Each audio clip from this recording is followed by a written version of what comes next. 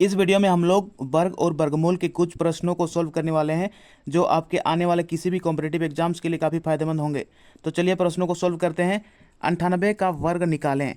तो 98 का वर्ग यानी कि 98 का स्क्वायर। सबसे पहले इकाई अंक 8 है, दहाई अंक 9 है। ठीक है, तो इकाई अंक का स्क्वायर करना है 8 8 64। ठीक, अब दहाई अंक का स्क्वायर 9 9 81। ठीक है, अब 8 को 2 के साथ और 9 के साथ गुना करना है, यानी कि 8 दूने 16, 16 नवा 144। तो एक अंक छोड़ के लिखना है 144। ठीक है, अब इन सबको जोड़ना है।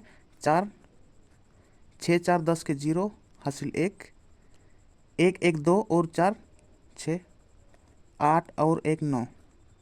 तो 9604 यही आंसर होगा। अगला प्रश्न में आते हैं।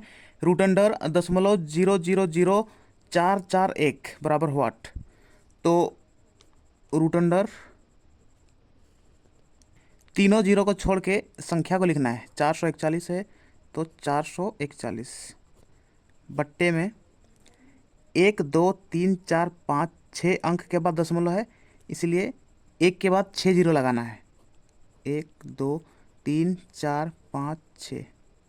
ठीक है, 441 का वर्गमूल होता है 21 बट्टे 2 जीरो के लिए 1 जीरो, 2 जीरो के लिए 1 जीरो, 2 जीरो के लिए 1 जीरो और 1। ठीक है, तो 1 के बाद 3 जीरो, 1 2 3। ठीक है, बराबर 21 तो लिखना है,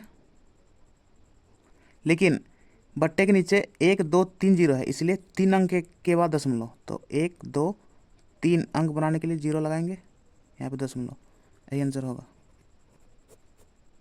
अगला प्रश्न में आते हैं। यदि 529 का वर्गमूल 23 हो तो root under 0.0529 plus root under 0.0000529 का मान निकालें। तो यहाँ पर रूट अंडर है,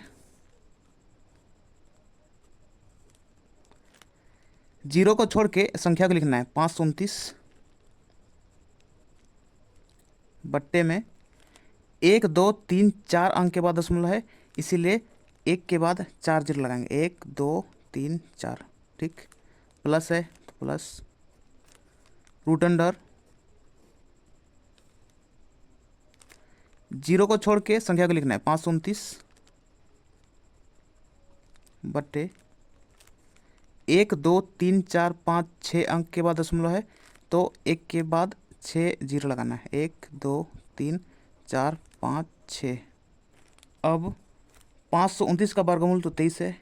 ठीक है, तो 23 बट्टे 2 जीरो के लिए 1 जीरो, 2 जीरो के लिए 1 जीरो और 1, एक के बाद 1 2 जीरो। ठीक है, प्लस 529 का वर्गमूल 23 बट्टे 2 जीरो के लिए 1 जीरो, 2 जीरो के लिए 1 जीरो, 2 जीरो के लिए 1 जीरो और 1। ठीक है, तो एक के बाद 1 2 3 जीरो बराबर 23 तो लिखना है,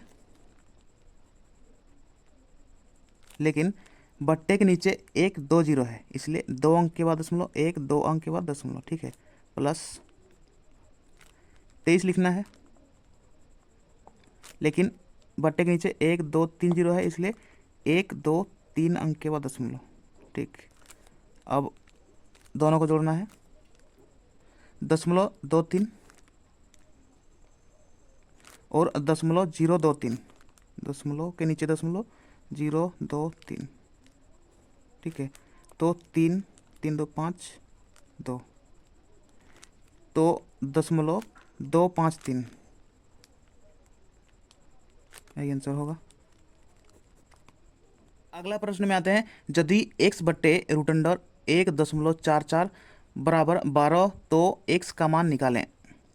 तो x बराबर 12 रूट अंडर 1.44 गुने में आ जाएगा।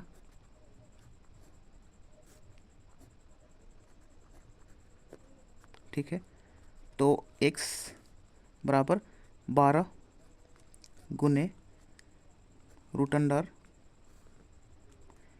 144 लिखना है बट्टे में एक 2 अंक के बाद दशमलव है, इसलिए 1 के बाद 2 जीरो लगाना है। ठीक,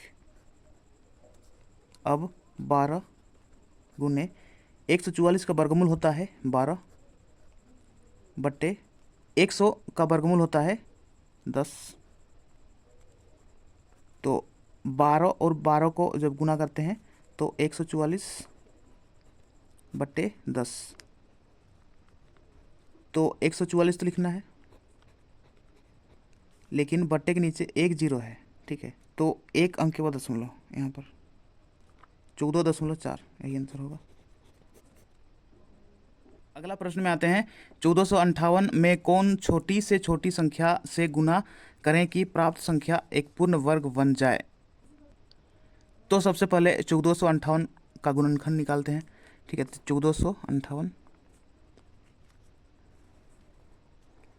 2 से 2 7 14, 2 दूना 4, 1 बचा यहाँ पे 8, 18, 2 9 18। अब 3 से 3 दूना 6, 1 बचा है 2, 3 चौके 12, 3 तिया 9। ठीक है, और फिर 3 से 3 8 24, 3 एका 3, 3 दूना 6, 2 बचा 1, 3 7 21,